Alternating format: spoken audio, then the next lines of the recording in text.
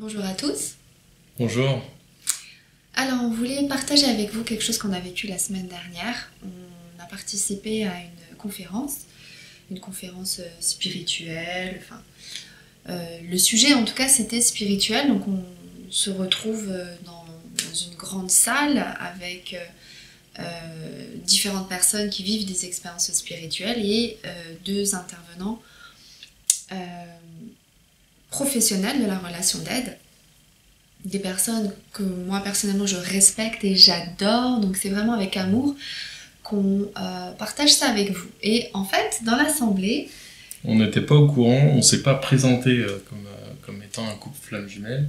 Voilà, pas du tout. Et à ce moment-là, voilà, vu qu'on pouvait poser des questions, qu'on pouvait interagir, il y a une participante qui commence à expliquer ce qu'elle vit dans sa relation de flamme jumelle, avec toute la souffrance de ce qu'elle est en train de vivre.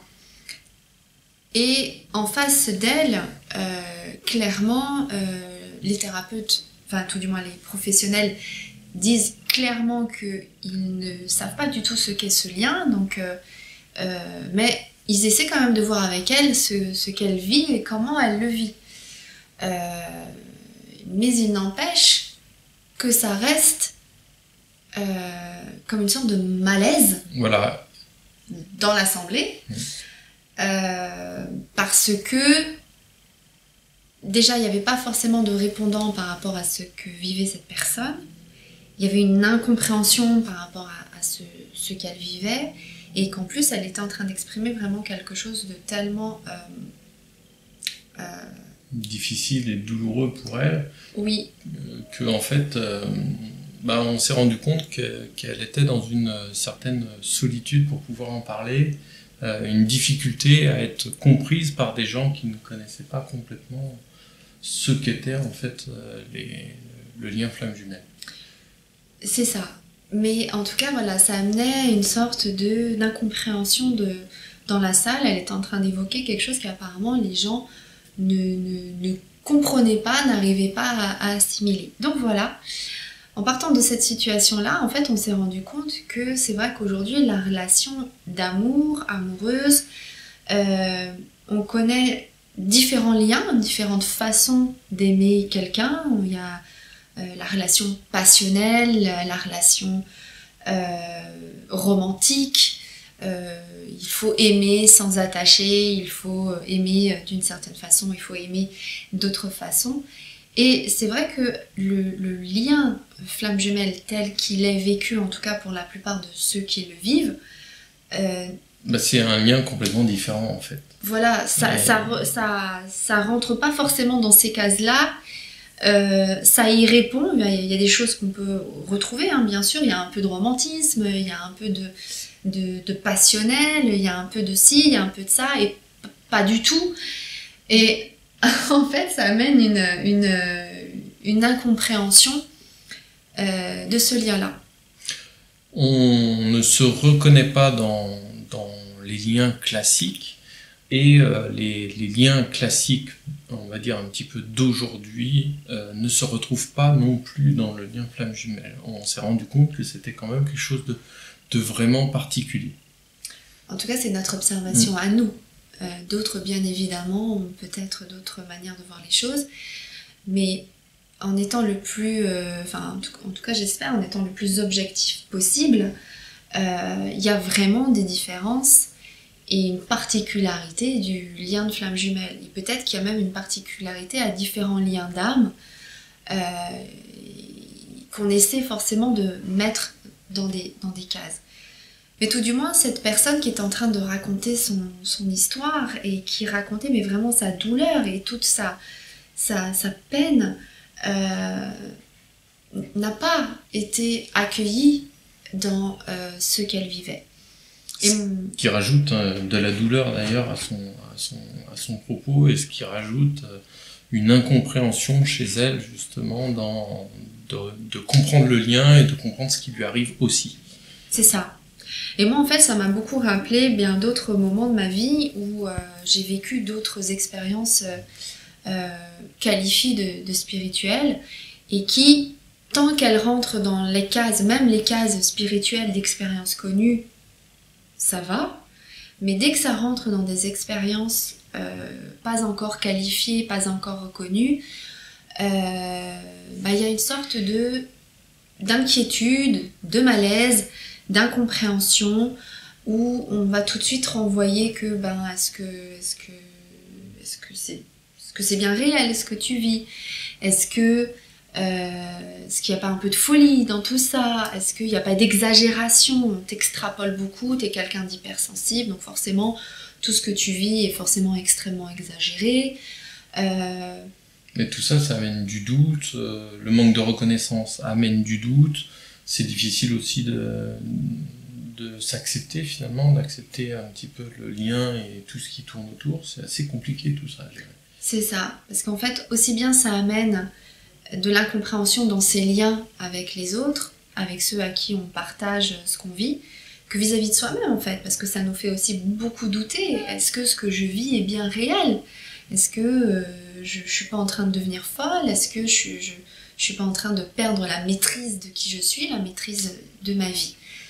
Donc, c'est vrai que le regard des autres devient quelque chose d'important, parce qu'on essaie un petit peu de se rattacher à quelqu'un, parce que ce qu'on vit est parfois tellement intense, unique, et puis on veut comprendre. Exactement, on veut comprendre, et c'est une étape essentielle de vouloir comprendre. Déjà, ça rassure de vouloir comprendre. C'est tout à fait normal de vouloir comprendre.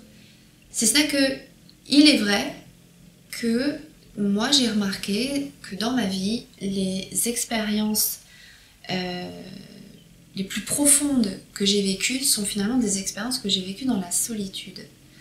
C'est les expériences qui m'ont le plus fait grandir, même si sur le coup justement il n'y avait pas une compréhension intellectuelle des choses, une compréhension émotionnelle des choses, peu importe, il n'y avait pas une compréhension en tout cas, il n'empêche que c'est une réalité, tout du moins c'est la mienne. Tout ce que j'ai vécu qui était vraiment fondamental, je l'ai vécu dans la solitude. Et je pense que tous les événements importants, il y a de la solitude. Quand on est seul, quand on meurt seul. Et entre ça, eh bien, les événements les plus marquants, il y a une forme de solitude. À côté de ça, il est aussi ce qui est important à dire face aux expériences qu'on vit, et donc là je parle du lien de flamme jumelle, mais ça peut être pour toute expérience en fait qu'on vit. Ce qui va être aussi fondamental, c'est de se valider soi-même.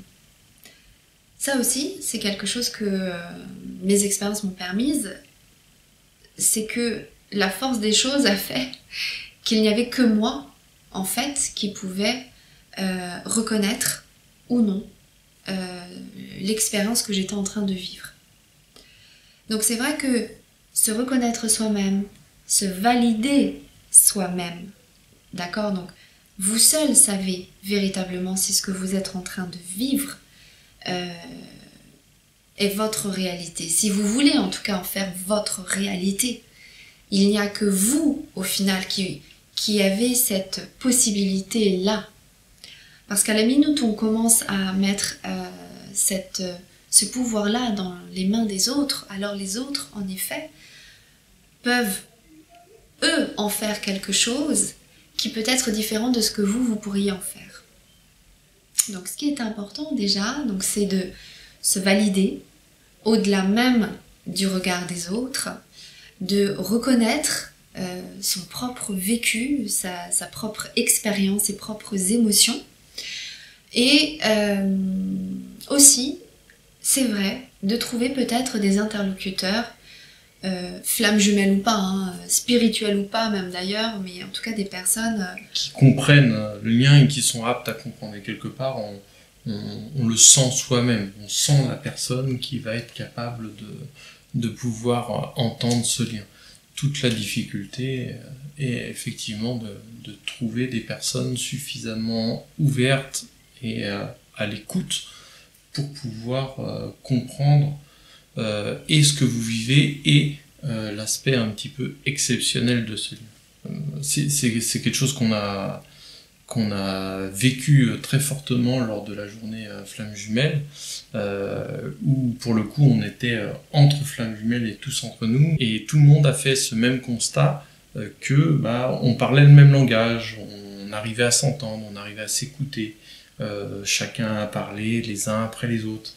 Et même si c'était des expériences complètement différentes les uns des autres, absolument, tout le monde a été accueilli et tout le monde a entendu ce qui se passe. D'ailleurs, c'est ce qui se passe aussi dans tes stages quand tu as des flammes jumelles. Tout à fait. C'est une facilité de pouvoir s'exprimer. Donc, ce qu'on voulait partager avec vous, c'était un petit peu justement d'essayer de trouver ces personnes qui peuvent comprendre votre parcours. Absolument. Tout en n'oubliant pas qu'en effet, tout ce qui concerne l'âme, en tout cas selon moi, amène une forme en tout cas de solitude. Il y a une sorte de vérité de soi à soi qui s'installe et qui, à mon sens, est nécessaire. Nécessaire parce que on vit, il me semble, des choses en effet qui sont aujourd'hui qualifiées d'extraordinaires. Et il y a de plus en plus de gens qui vivent des expériences extraordinaires. Et il est important qu'on arrive à mettre en place une solidité en nous, une confiance quasi infaillible en ce que l'on vit. Je veux dire, moi aujourd'hui, si on me disait que le lien de flamme jumelle n'existe pas, je dirais très bien, ok, le lien de flamme jumelle n'existe pas, c'est pas grave. Par contre, on ne peut pas m'enlever ce que je ressens. On ne peut pas m'enlever mon expérience, on ne peut pas m'enlever mes vécus, on ne peut pas m'enlever tout ça. Moi, c'est ma réalité à moi, donc là-dessus, ça ne peut pas bouger. Et cette solidité et cette confiance-là, je pense qu'elle est vraiment nécessaire pour pouvoir justement partager nos expériences et qu'elles soient entendables justement par les autres. Parce que c'est pas les autres qui doivent valider l'expérience et que du coup ça nous valide à l'intérieur de nous, c'est nous qui devons être validés à l'intérieur de nous et solides à l'intérieur de nous pour pouvoir du coup le partager et que ce soit entendable à l'extérieur. Donc voilà, c'était en effet pour nous quelque chose d'importance, regard des autres sur le lien de flammes jumelles. Alors, n'hésitez pas à nous dire en commentaire ce que vous vivez à travers les relations aux autres. Est-ce que vous arrivez à en parler avec votre entourage ? Comment votre entourage accueille ce que vous vivez ? Est-ce que vous vous sentez à l'aise d'en parler ? Enfin voilà, vos retours nous sont précieux et merci d'ailleurs pour tous vos commentaires. On vous dit à une prochaine fois. Merci beaucoup. Merci, prenez soin de vous. À bientôt.